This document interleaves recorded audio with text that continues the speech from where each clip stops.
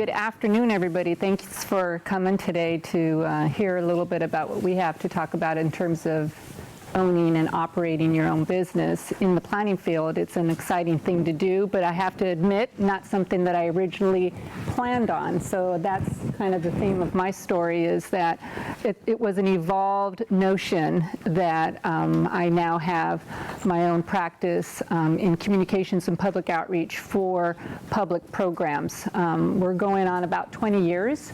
Next year will be my 20-year anniversary, which is unthinkable. Makes me feel really old, but it's gone by really fast, and it's, I think, an interesting story in terms of how it evolved. So let me start from the beginning to see if I can relate to your situation as a student here at USC, thinking about a career in public service, which is exactly how I started out. And let me go back a little bit further than that to explain that I grew up in the San Gabriel Valley in the city of Baldwin Park. I'm one of 9 kids from an immigrant family. We're from Mexico. And that really shaped in the very beginning kind of kind of that thrust of where I was going to go in this world, because of just that the family dynamics and just kind of how you're raised, I think, has a lot to say about who you are and kind of where you feel your place is in this world, which I think is a question that we're all constantly trying to answer. I just kind of naturally was always interested in leading and kind of being in charge of things. You know how we all have different personalities, and I realize over time that you just kind of need to give in to what your personality is and kind of follow what your strengths are. So kind of naturally, like when I was in high school, I was very involved in student government, and when I was a senior in high school, I was our ASB president, and that just kind of seemed like natural for me. So when I came here to USC, honestly, I came in as an undeclared major, not knowing that the public administration school here was waiting for me to join it. I came to campus, shopped around, maybe some of you have done the same thing, and try to figure out what makes sense for me. And once I learned that there was a academic major in public administration or in government, it felt like a natural fit for me. So that's kind of how that happened. And my goal from the beginning, once I kind of learned that there was a discipline or a program where I can study about government and learn the skills of a government career person, I figured out that I thought that I could run a city. Since I like to run and be in charge of things, I thought I would be a city manager. That's kind of the early on job, preferred job description that you're always asked, what do you want to be when you grew up? I kind of globbed onto that. It felt right. It felt like I had a lot of the same skill sets that I felt like I was best at, and that's what I kind of would always put down on my papers and applications, what do you want to be? So the classes here really helped to begin that thinking of what it's like to be in charge of a public program. And when I graduated here in '85, my thinking was to work for a few years, get a little bit of real world experience, you always hear about that, and then to go back to a graduate program so that I can really hone in on those skills and start my career in government. My detour after undergrad was in a job, an entry-level job at a big PR firm here in downtown LA called Fleshman Hillard. And it was really a little bit of a detour for me in terms of what I was interested in, but it happened because I was very involved in a Hispanic women's organization in East LA that connected me to the vice president at this firm. And when I interviewed for it, kind of not really thinking that I would get the job, they said, "You're perfect, let's do it." I knew nothing about PR, but learned very, very, very quickly all the tools of the trade and kind of got exposed to the major Hispanic markets, not just here in California, but across the country. So it was really a great exposure to communities and to what it takes to connect with groups of people who are in need of or want to service. So that's how I viewed those 3 years that I ended up spending at the firm, but needed to go back to graduate school. So once I got accepted to the Kennedy school, and I applied here as well, but I kind of forced myself to go back east. I actually did the Washington, D.C. program when I was an undergrad here, and that was actually my first exposure to the East Coast and to kind of the international forum, and I really liked it, and that's why I wanted to do my graduate work back there. That was an awesome training and exposure to, another level of what my place would be in government. After the 2 years and coming back to LA, the Metro Rail system was being funded and developed here in Los Angeles, and I, at the time, joined a planning firm called Cordova Corporation, which actually still exists today, where I got thrown into a lot of the infrastructure development that, in terms of rail planning, that was going on here in Southern California. Very kind of revolutionary at the time because we were so dependent, and to a large degree still are, but we've made such progress toward an actual regional transportation network that people can use without always going into their car. And that idea at the time, as a 20-something-year-old, was very powerful to me. And I really liked the idea of using whatever technical skills I had from the graduate program and from here, and my communications experience with this PR firm. It felt like it all was kind of coming together in my job now at this firm as vice president of the planning division, to use those skills and, again, to move forward with some of these programs. I stayed there for about 4 or 5 years, so I was now approaching about 30-something, and decided through a couple of other things happening that I would leave the firm and try to take the contacts and the experience that I had at the time and go on my own. Huge leap. That sounds kind of odd because I think things were going really well, and I could have stayed comfortably in this firm and probably could still be there today. But something just was kind of nagging where I needed to move on. And I actually got married at the time and, bought a house out in San Bernardino County. And so, all those other factors too affect, kind of where you're standing and sitting and how you project yourself. So, but what was cool is that I had a reputation at this time, and people knew that I did good work and that they could count on me. So it was really just in the beginning passing around my resume to different firms who I had worked with from my previous work with Cordova, that I started getting a contract here and there. And in the beginning, I really only meant for it to pay my own bills and for it to keep me busy.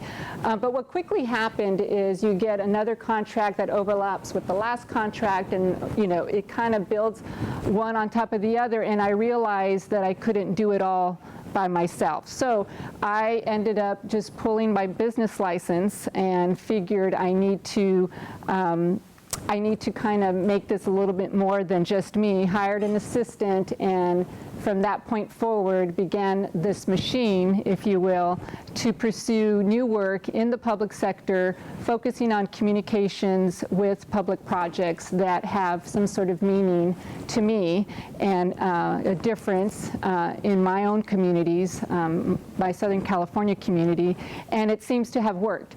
Maybe the timing was right, maybe we do really good work, which I think is really, we'll talk more about it later, but I think that's really what gives you staying power, is your reputation, your track record, because you can come and go very easily, I think, in this business, but only if you're providing a good service will you be long-lasting.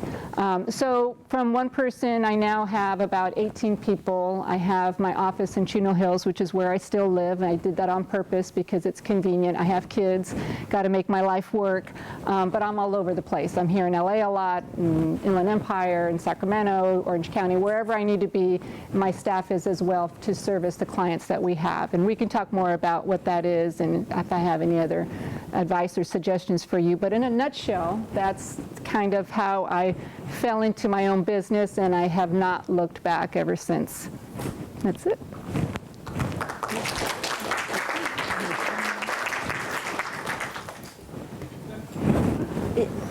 Sure, I'm going to take a little bit of a different tack because I think Genoveva actually explained, how her path there.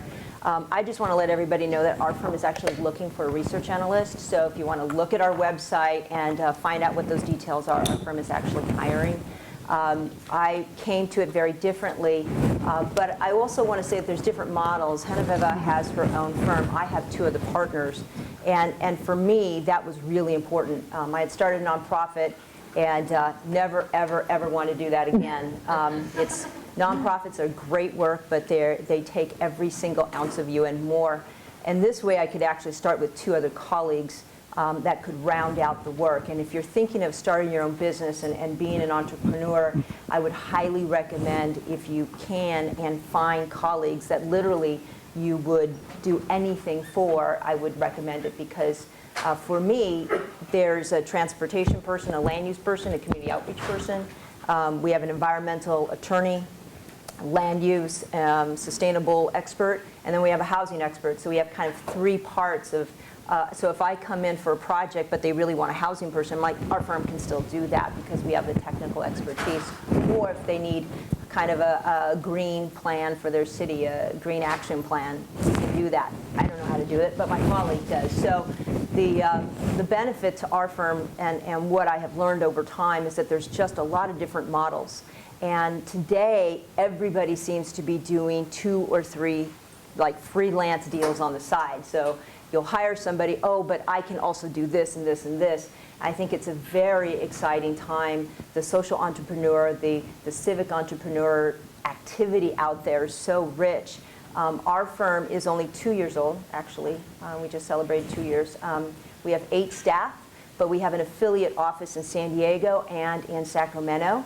And so we really benefit from having offices in different places, and we can kind of do work in all those places. The other thing that we are a growing firm. As Genoveva says, you kind of start getting these contracts and opportunities. But for me, it's about doing cool work with people that I like. I've been in private sector, I've been in nonprofit, I've been a deputy mayor, an appointed official. I now am again an appointed official. That's all fine. But the thing is that I really, really like working on the stuff I want to work on. Mm-hmm. And right now, I have the real pleasure of being able to do that. I can work on projects like LA River. I can work on projects that involve communities that traditionally are not participating in processes. I can work on things that I really care about in incubators. I'm looking at actually doing real estate development. I can do anything I want. It's my firm. And so the beautiful part is I'm able to kind of build up all the different things I've done in my life. And I would highly recommend, if you do that, go and experience, take a taste of every little thing you can to just find that thing that suits you. Genoveva found it early. I had to kind of go through a lot of different things to find out that I want to do the things that I want to do on my own terms. The things I will tell you, I don't know how. It's got to be tough to be in your shoes, because I don't think I could get into this school at this point. First of all, right? Yeah, let's be honest. I mean, for us to hire a research analyst, you have to come in with 3 references. You have to come in with written samples, including web design, internet work, social media platform. You have to come in with Excel. You have to come in and take 3 tests: an LSAT essay, a Excel exam, and then you have to do the interview with the firm owners. And that's just for the research analyst internship position. We screen our folks very carefully because I think, as all my colleagues will say, in a small environment, every single person matters, and you cannot make a bad hire. You make a bad hire, and it takes a long time to recover from that. So as a small entrepreneurial firm, you want to kind of find the talent. That is our biggest challenge. Besides finding the right partners, if you want to do that, which is what I decided to do, the next biggest challenge is finding the right people. And you keep their cards. That's one of the reasons why I really wanted to come back and teach, was after I started my firm, my colleague, Perez-Estolano, who also is my wife, she was teaching at Berkeley, and I was teaching here. And we both said, okay, no more teaching. We got to pay attention to the firm. 2 years after, everything's fine. We've got about 8 to 10 staff. We're doing really well. And I said, I want to go teach again. I need to find new talent for our firm. And that's how I always found new people to be able to come in and work with us. And sure enough, almost all the employees in our firm have either worked with been students of mine or students of Cecilia's or knew my other colleague. So it's the relationships. And I will offer that it's not a resume world anymore. It's a relationship world. It's who you know. And it's who you know that may have a job or may have an opportunity, and they don't really tell anybody and they don't post it, but they talk to their friends, and then their friends say, hey, look, you know, Katherine and Cecilia are looking for somebody. And then it just happens that way. We did post our position because we want to attract talent, and talent that we feel is on the front edge. You guys know more than what we know in terms of the social media, like the new places of where we're going. And in fact, I teach participatory methods, which is all about outreach. But the thing is that it's my kids and it's the folks who are in the front lines of, you know, the new communications devices.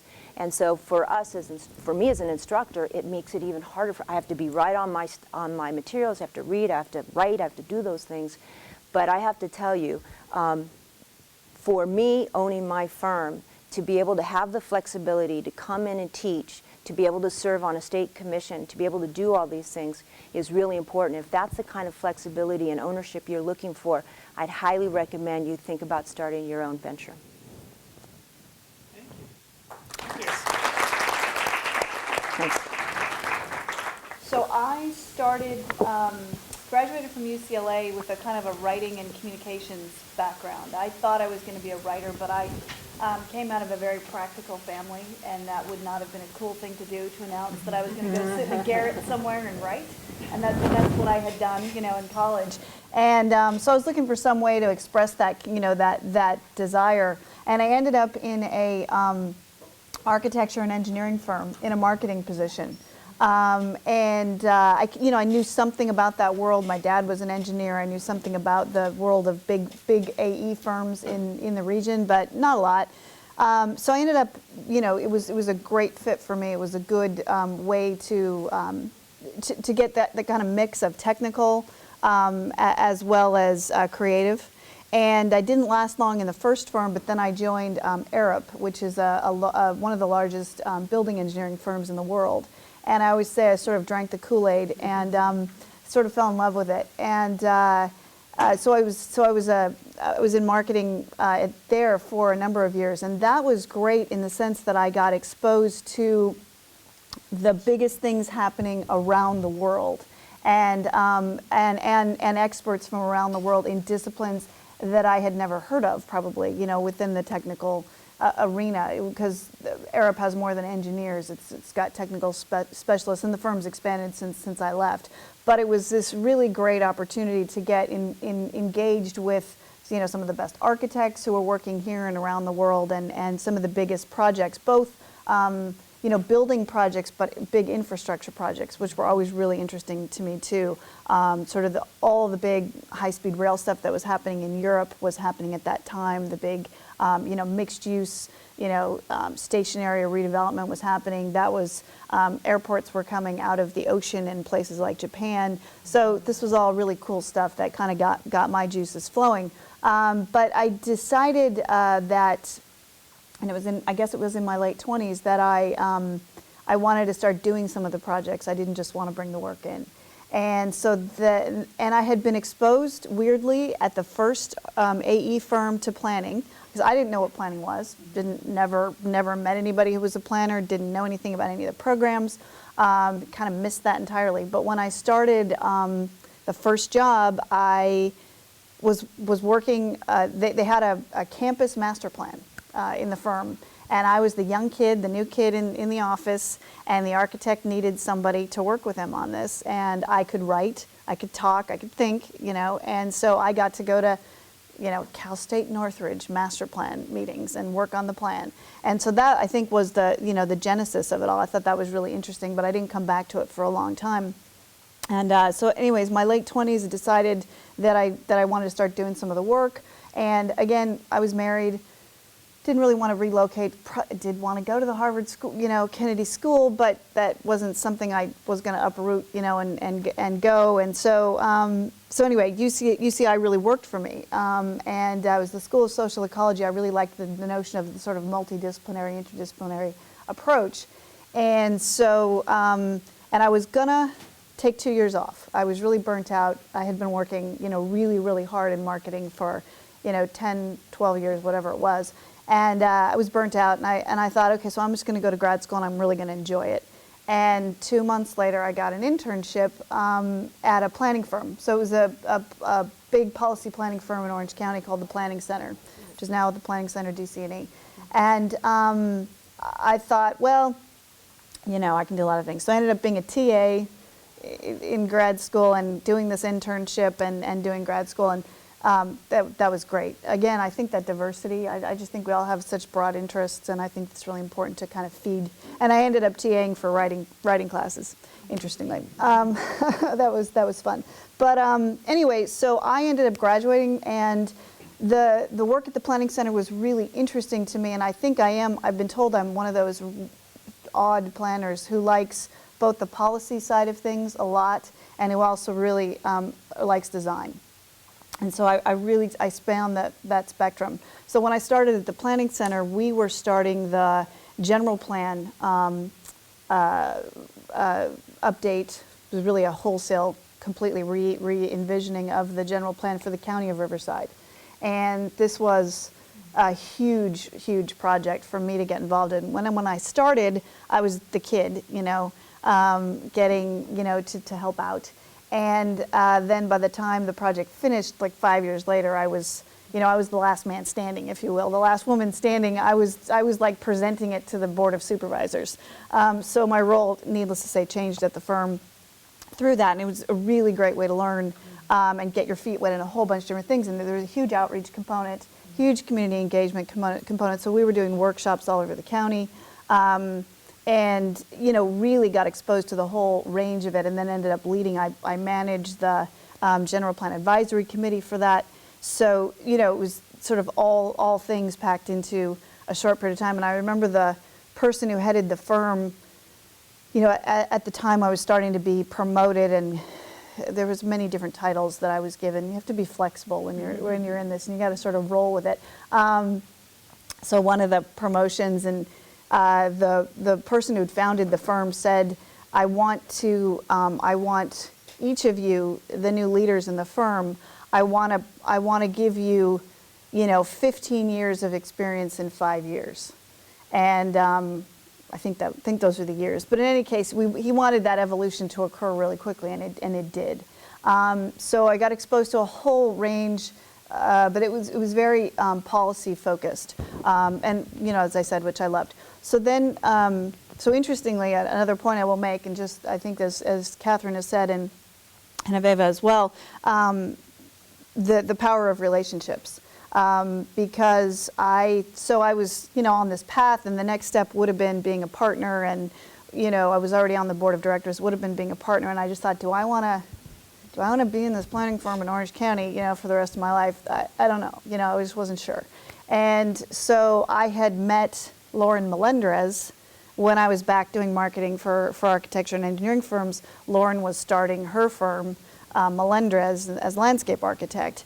And so we had known each other then, and she was then looking for an opportunity to transition the firm. She was looking for the next generation to really transition the firm.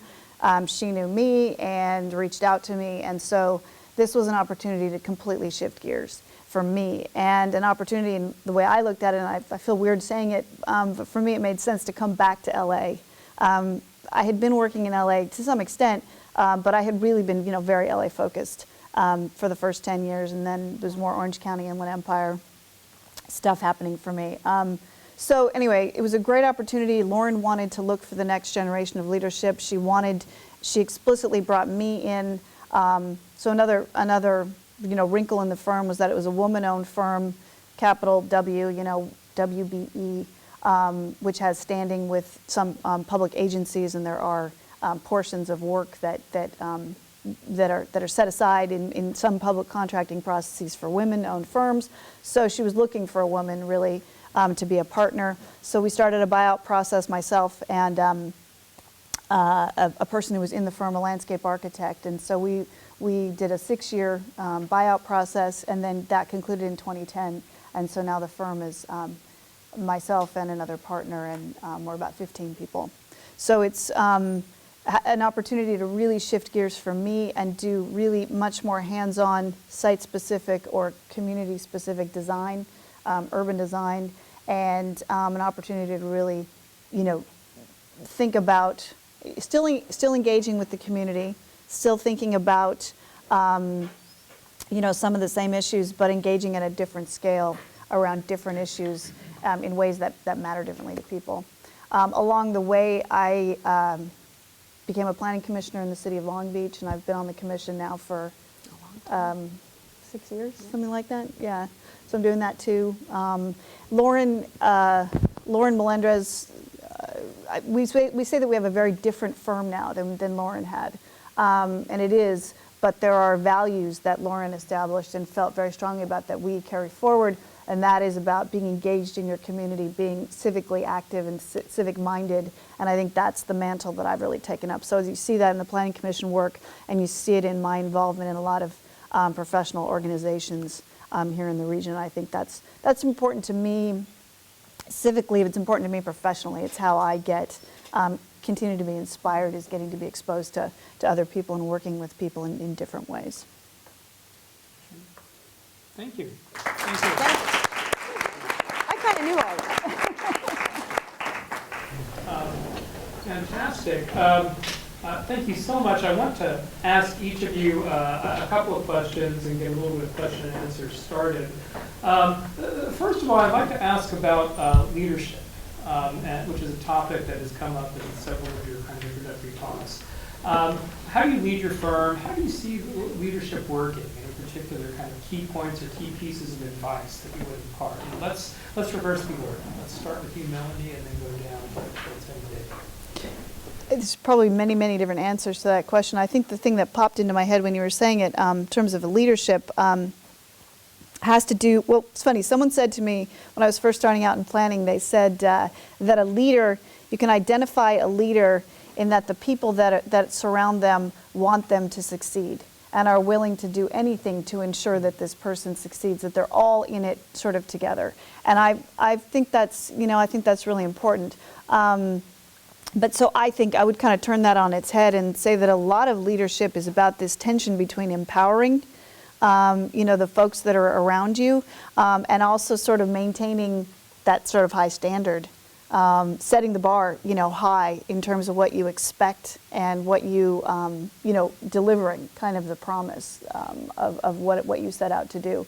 So, but I do think empowering is a really important component of leadership. It's just ensuring that that all of the folks around you have this opportunity to grow, that you understand what it is that they aspire to, that and that you're seeking kind of out ways to respond to that, and to ensure that your staff's experience is meaningful and continues to be meaningful and change. So I think, I guess, I don't know why I picked that sort of staffing level to respond to. There's a lot of different kind of ways you could look at it. I just offer, our firm is very flat. So while there's 3 owners, it's very flat. So you may be a research analyst and be 2 weeks in the firm, but if you have a good idea, it's a good idea. It doesn't matter where it comes from. And so we have a very egalitarian situation, and it really fosters a lot of confidence in people to be able to feel good about their ideas, about their contributions.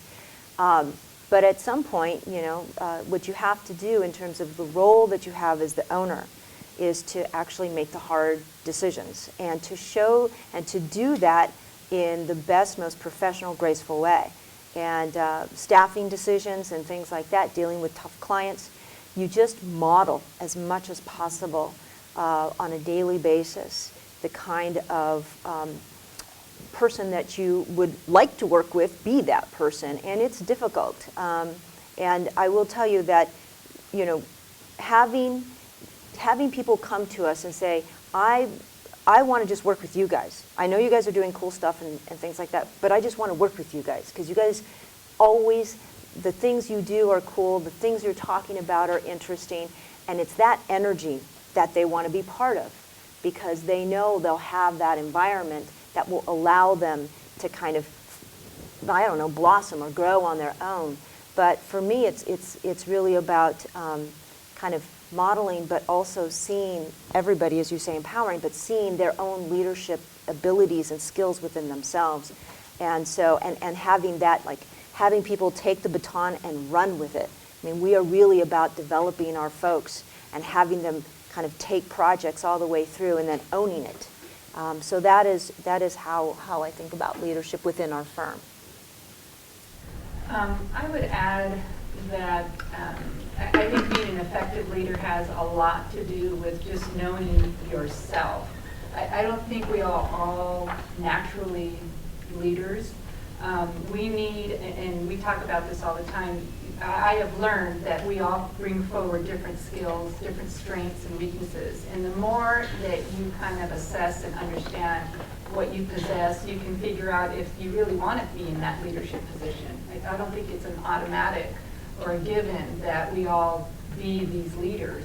I felt it for myself just because I would, when I look at a problem situation, you have ideas, right, of how to resolve it. And it would bother me that people wouldn't come forward and take care of the problem. So I just would go forward and say, well, why don't we do this, why don't we do that? So I kind of naturally put myself in situations that would be a problem solver. And I think that becomes attractive to, kind of like what you were saying, to others around you, because they see, they have the same idea perhaps, or recognize that there was a problem, but they see someone doing something about it, so that it becomes kind of a magnet. And I think that's kind of how I started the business, I think, is by that example, and people are attracted to that. And similarly, we have a very flat organization. I don't think I've ever done an org chart for my business. Although in my head, I kind of have an idea of, like, maybe there's kind of teams of people or different folks that I go to for different abilities. But the notion of a good idea coming from anywhere is something that I always respect. In fact, I have a new hire who joined us just last month, and he came forward with a really good idea dealing with social media.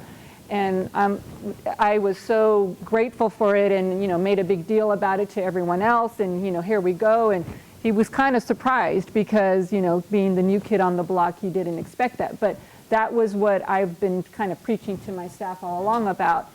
There's no kind of stepping on toes here. Let's just figure out what these problems are. Let's jump in it together and let's figure them out. So you lead by example, but I also know that you have to have a real good sense of who you are if you want to put yourself in those situations, because then there comes the responsibility and the accountability, and people are looking for you for that direction. And I've noticed that there's a lot of folks in organizations who are just looking for direction. And sometimes you just need to be able to shape that for him and for them, and you can suck out, maybe that's not the best way to put it, pull out the best in people. And sometimes I think as a good leader, you have to be able to kind of set yourself up so that that's happening with people constantly. Thank you. Let me ask one more question, and then I'll open this up. And when we started over the summer working on the series for this summer, and I was working with Bree, who had reached out to the students, done a survey about what kinds of things they wanted. And one of the ideas was we wanted people who had taken entrepreneurial positions on the private sector side of planning or policy. So I began to think about who are people we can invite. People who've been involved with the price school one way or another, people who are doing interesting work.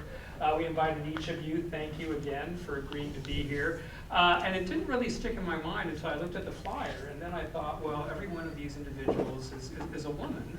Now, I teach a lot of statistics, and so I could go into the probabilities that this might occur with random draws and things like that. I thought it was intentional, Marlon. I thought you wanted all women. Had I been thinking clearly about where the best people are, it would have been, but it was more. Now, is there anything to that? Is there anything about the nature of planning, the way it's diversifying, that caused you to maybe see things that other colleagues didn't see, or maybe even anything on the flip side, or were there any challenges, either opportunities or challenges? Genoveva? Oh, gosh, there's so much to say on this topic. Yeah. Well, get And started then. for the women in the room, I mean, there's so much to say, and for the men in the room, probably even more. But I have to admit, I mean, I'm almost 50, so I grew up, you know, kind of my formative years were the 70s, and there was a lot going on then, you know, in terms of the women's movement and speaking out, the glass ceiling. But interestingly enough, my perspective has always been, I was born a woman, I can't help that. But I have ideas, I got stuff to do.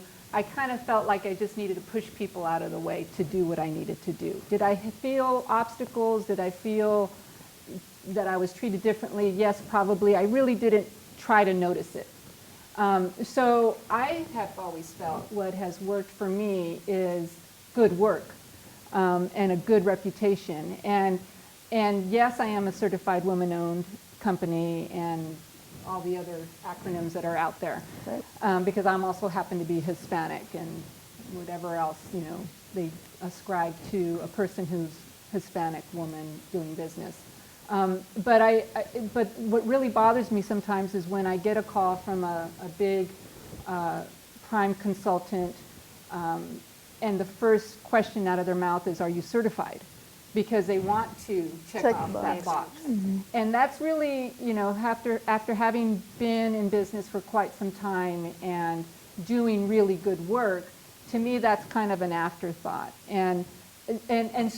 But we would not have, I admit, we would not have had the opportunities that we do now if it weren't for some of those women banging the tables and saying, you know, why are you not giving equal opportunity to all contractors or all individuals for some of these things, where especially when we can run circles around some of these other guys.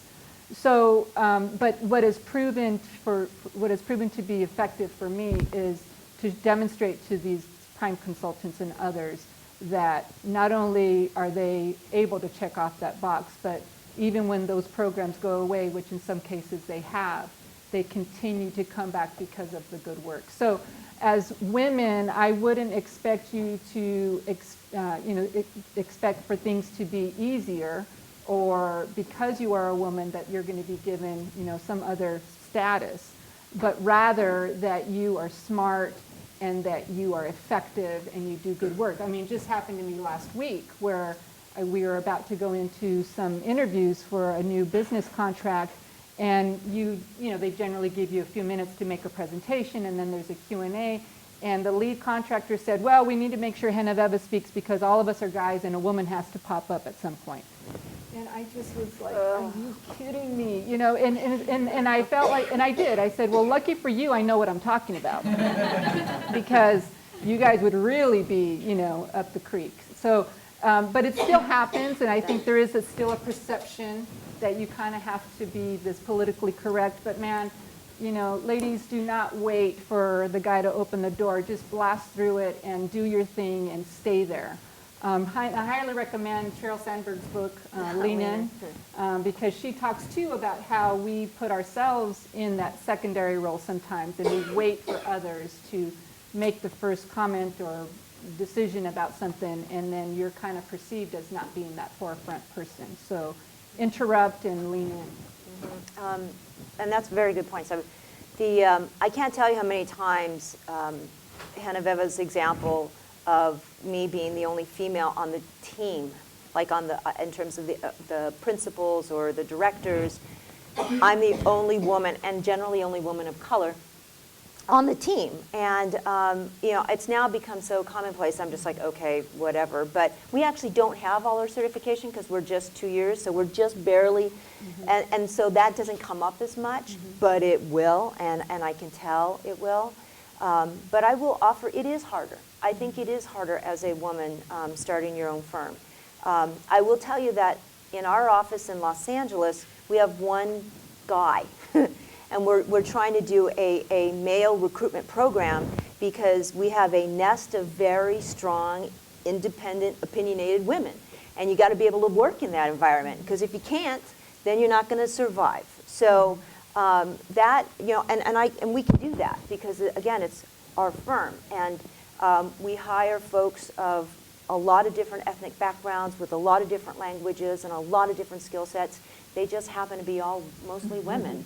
And so for me, I make no apologies about it, but I will tell you, when I was coming out of planning school, there was probably one or, I don't even know, I don't remember a woman-owned firm where I was going to be able to say, you know, I'm a transportation planner, I want to be able to do those kinds of things, I also want to do other things, where can I go? It was really very traditional firms.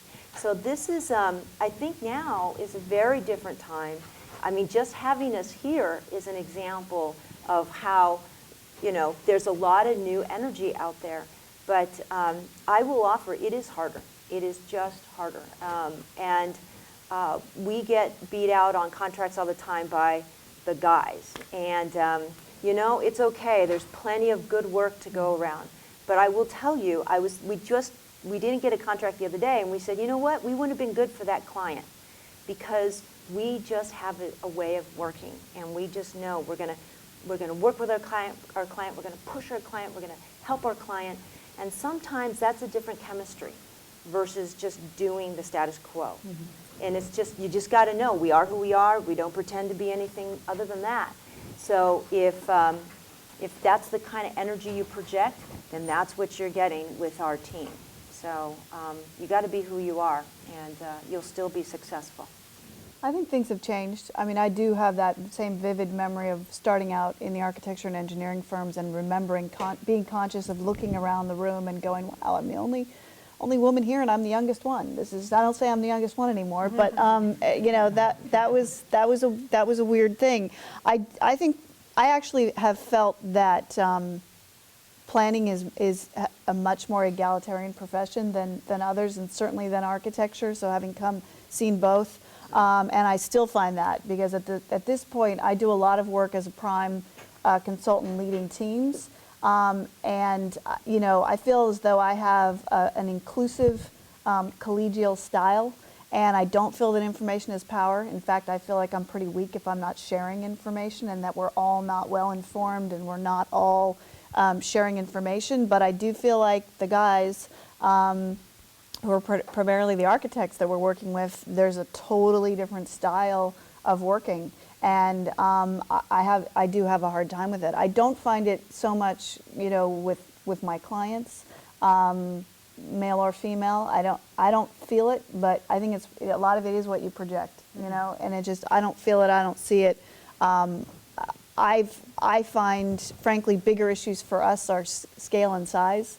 It's remarkable to me that a firm like Melendréz with 15 people, I routinely compete against AECOM and Gensler, and I find that a little remarkable in a lot of different ways, you know. And I beat them, but I just find it a little bit crazy that's the world we live in. It's a weird dynamic. So male, female, whatever, scale is kind of an issue for us. But there was one other thing I was going to say about the female thing.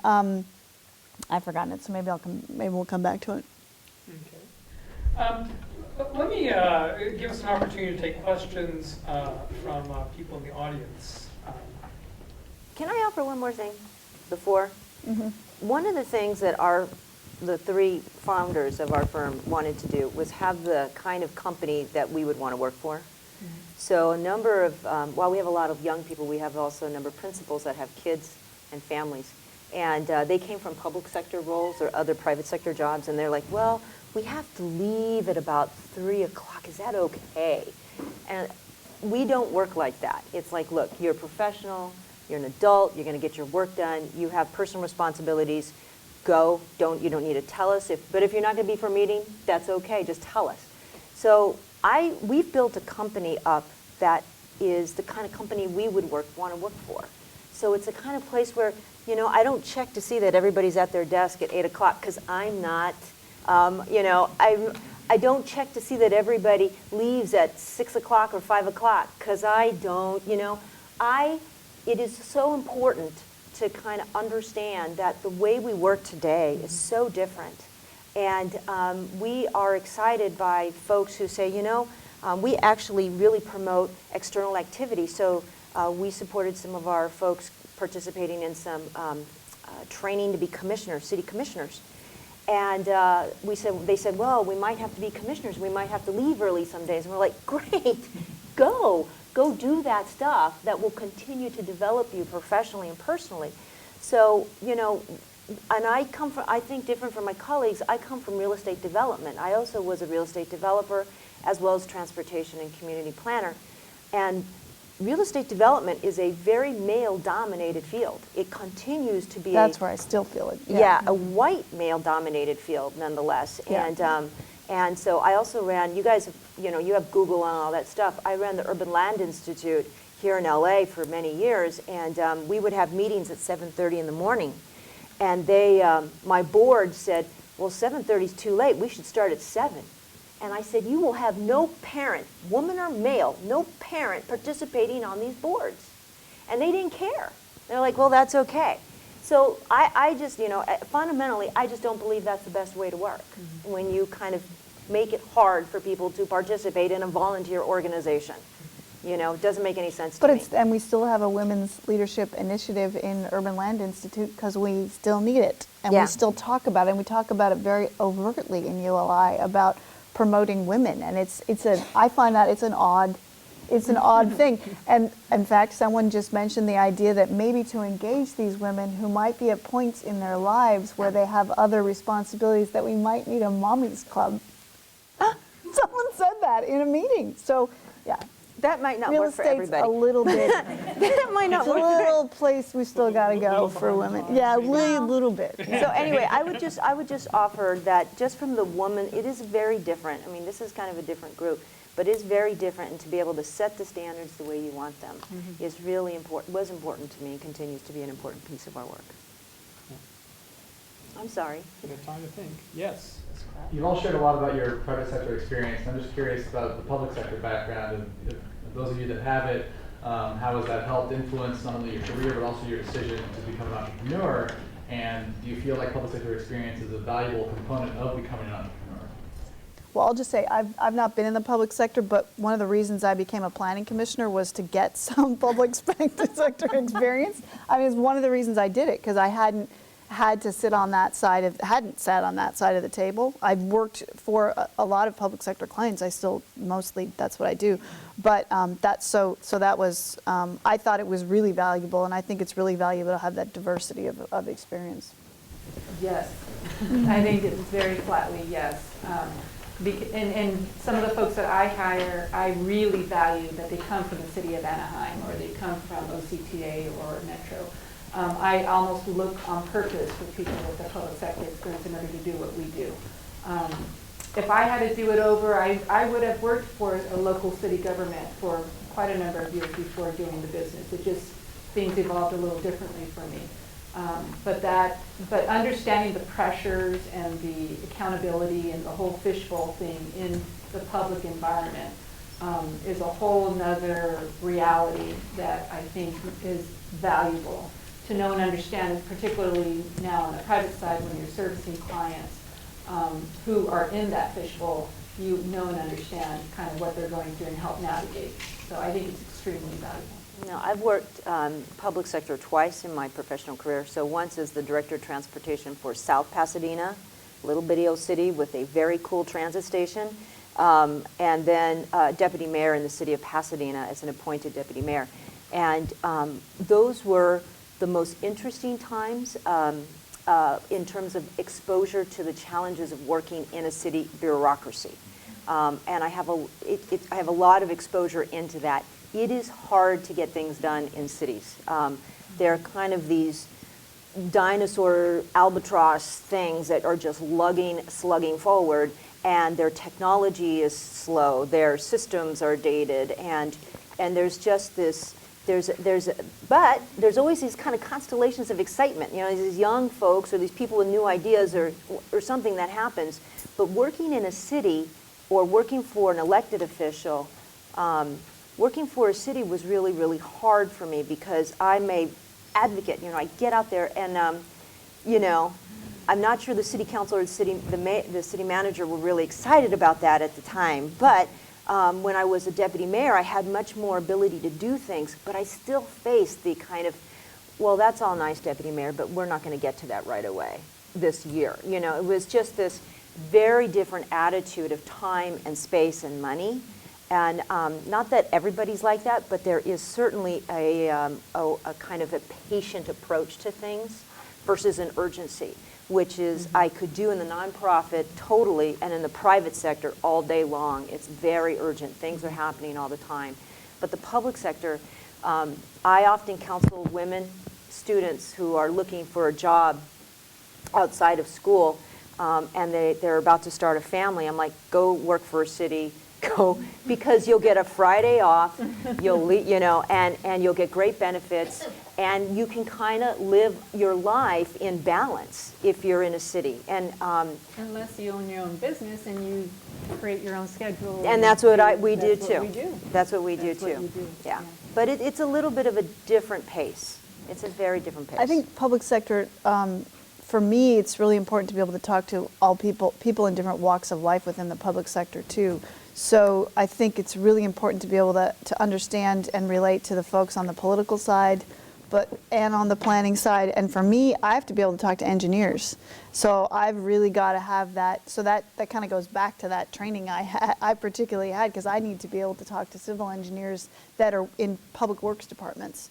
So I think you have to have that facility, depending on what you want to do, to really appreciate all the different disciplines on the public side too. I had a situation where a mid-level person whose work I was monitoring ended up not being truthful about a piece of work. It had to do with the translation or something. I mean, it was something very benign.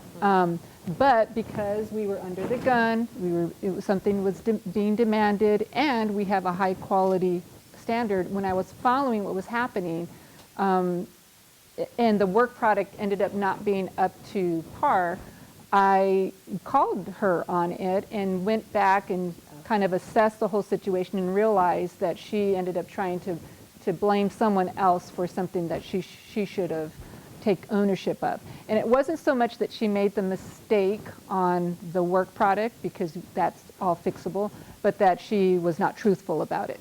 So in managing your own business, the hiring and firing are some of the most difficult things. And firing is really hard because you end up spending this time and money in developing a person, and you want to see them succeed, but you have to be able to call it when it's not working.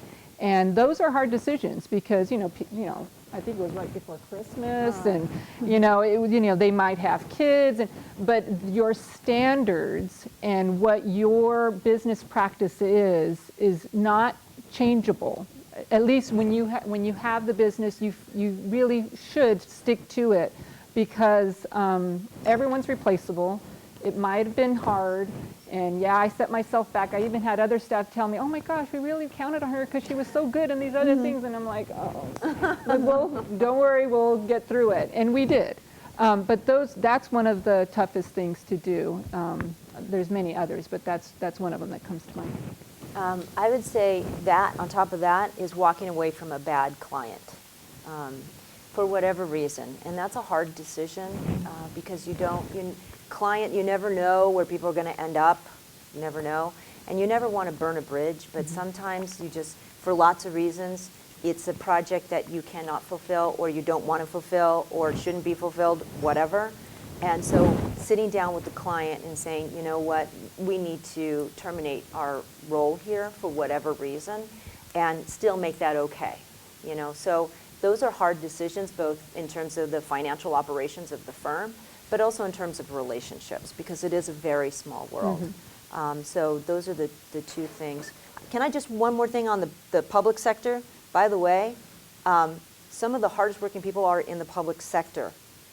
It's because they have no support or any money anymore, so they're all been wiped out.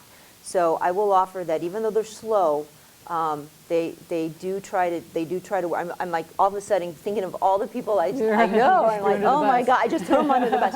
But now I'm just thinking about all the people who are really trying to do things. So I would just say that it's just because they don't have any more money or staff support from their city leaders And I anymore. think many public sector people have become very entrepreneurial. I've experienced that in the last couple of years with major shifts in how things are done and a different emphasis in where the money comes from. Oh, yeah. Particularly coming from grant-funded sources in working in the public sector. They've had to think very differently, and many have risen to the occasion. That's true. To add on to the tough stuff, I guess I would just go a little bit more to financial management of the firm, and this idea that you are, that term that you have a fiduciary responsibility takes on a different meaning when it means your house, and you're sort of breaking it to your spouse. Hey, so, there's this thing called a line of credit. Stuff like that. So that's, and you know what? We need to. You're both going to sign on that, but I think challenges for us during the recession. Obviously, the recession hit the design, communities, everybody really hard. They hit design communities really hard, and for us, we're a very diverse firm. We do public sector work in many, many different arenas. We do private sector work. We work for major nonprofits as well. But the private sector went away, in 2008. It just went away. Mm-hmm. And so then having to figure out, okay, what are we going to do? Who's going to go? And we didn't have much of that, but at the beginning we did. There were some hard decisions and about who's going to go. And then how do we buckle down and survive? We had to cut people's salaries. We had an interesting approach because we also cut hours. So as well, most people didn't do that. They just cut salaries and expected people to keep working the same number of hours they were. We didn't. And we also were pretty clear about the fact that we were taking, the brunt as the owners too. It wasn't just, weren't just putting it all on staff. So it's kind of explaining to people that you're sharing the pain without overdoing it, deciding how much to share when. Those are some of the challenges too about just the overall financial management of the firm. Yes. So I noticed that you're all successful entrepreneurs and business leaders in the field, but that none of you have gotten MBAs. So I was wondering if through your experience, there were any barriers that could have been easier to navigate or any advantages that may have been given to you if you had gotten a more formal business degree. No. No. I say that strongly, no. No, I think I give advice to people now that it's probably a more flexible degree. Some of my best friends and people who I respect, have their MBAs and have done some incredible things with it.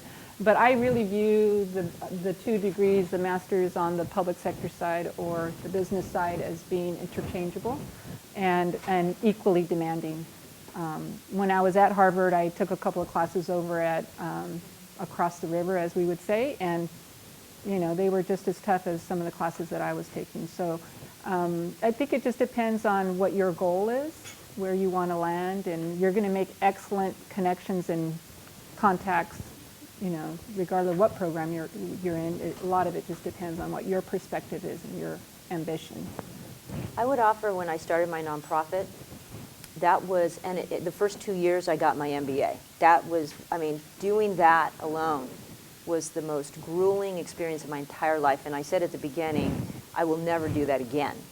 It was starting my own nonprofit without having any kind of, without just basically saying, I have this idea, right? You have this idea and you want to go and do it.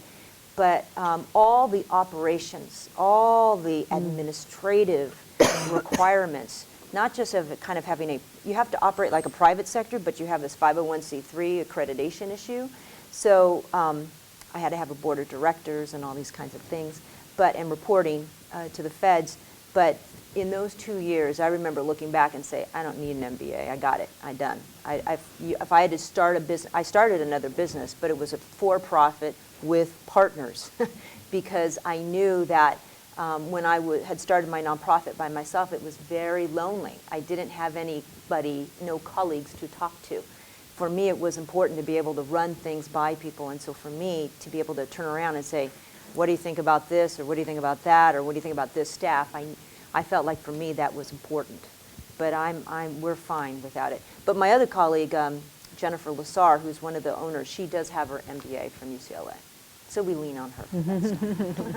Yeah, it's not something I've ever personally contemplated. I think the business side can be challenging, particularly in a design firm where you have professional liability issues, you have stuff to deal with errors and omissions and getting sued, and everybody in fact does get sued, Yep. whether they talk about it or not.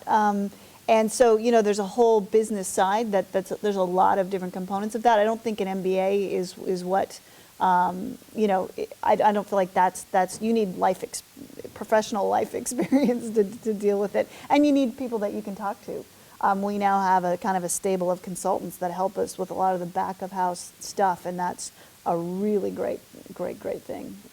So much of it depends on what your objective is. Obviously, in some work environments, they won't even look at you if you don't have your MBA. So if you know that's kind of where you're going to go, then obviously that's what you need. But it depends on your perspective, where your own personal goals are.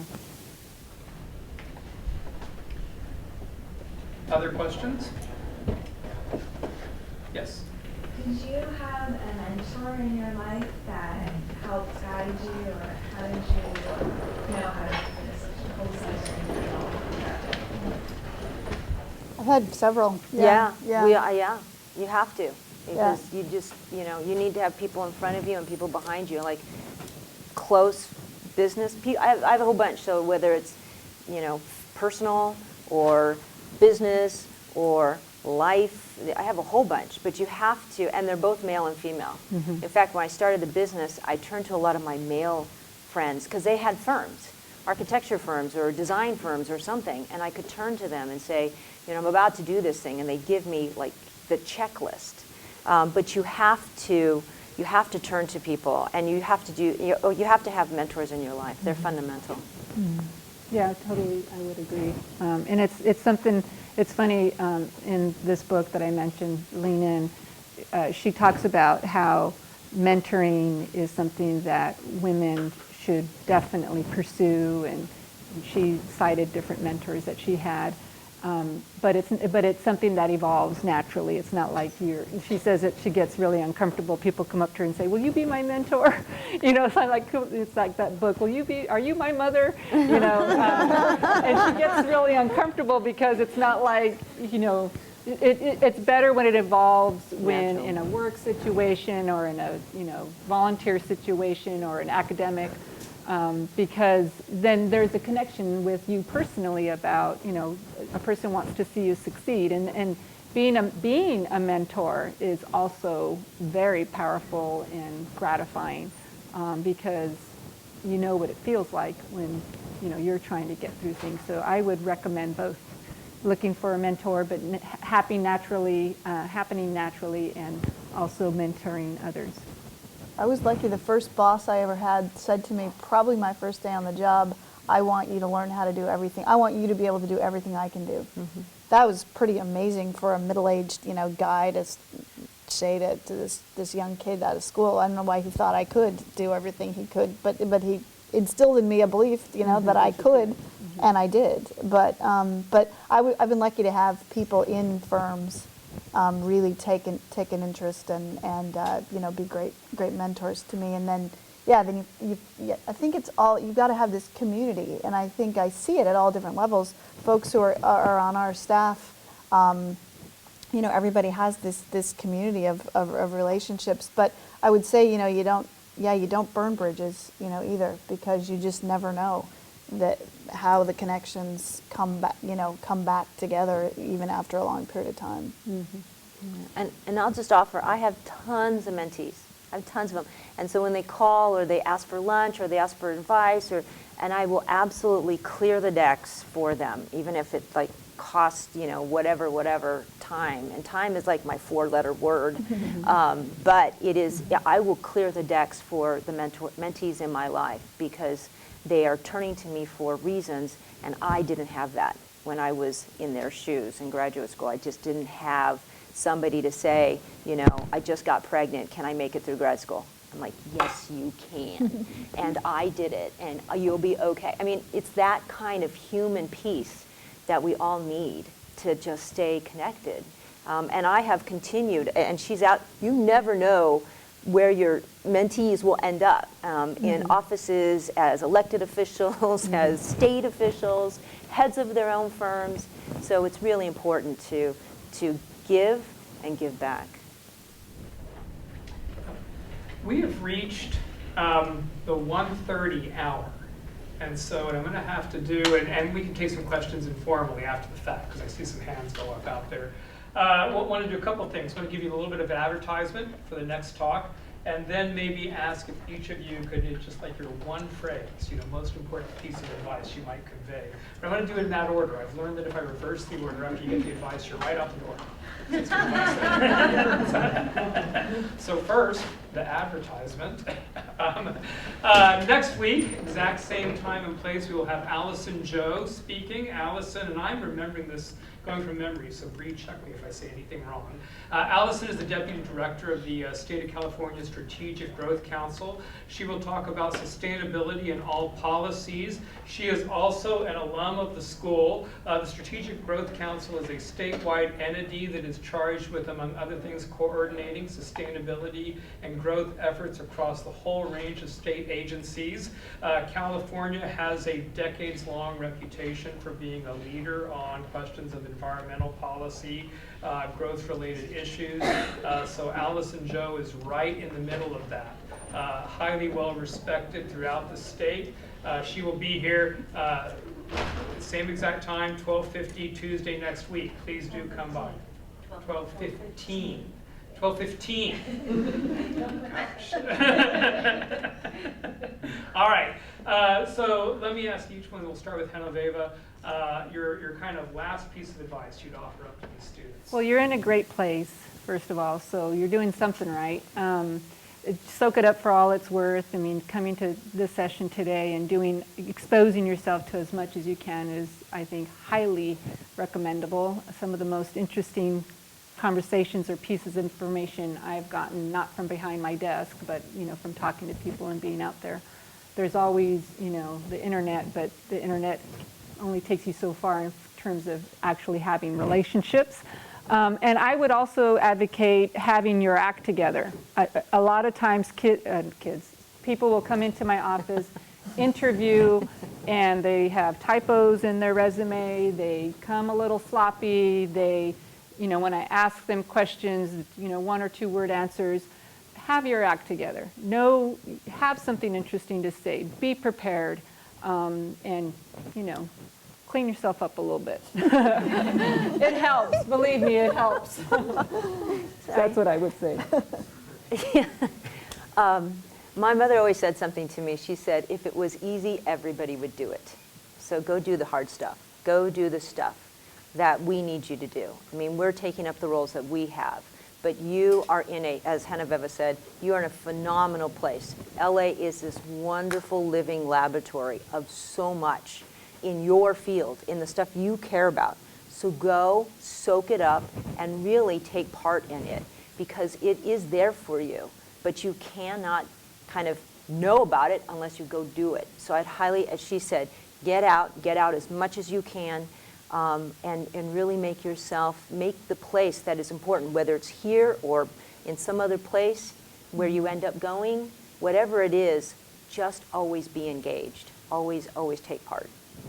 That's very similar to what I was going to say. Yeah, I was just going to say be open, and be interesting and be interested, because I find that the people I work with are just so interesting, and the things that they care about are just so interesting. We're always just swapping information. We're always swapping, news stories and stuff that we see, and whatever we're all following, and we're all following, different news sources, different social media, different blogs, whatever it is.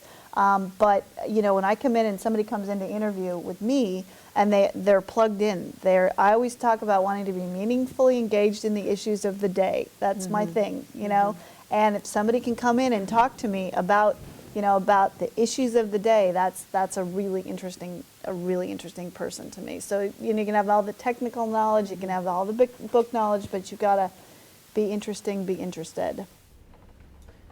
Well, thank you. Let's give these panelists one round.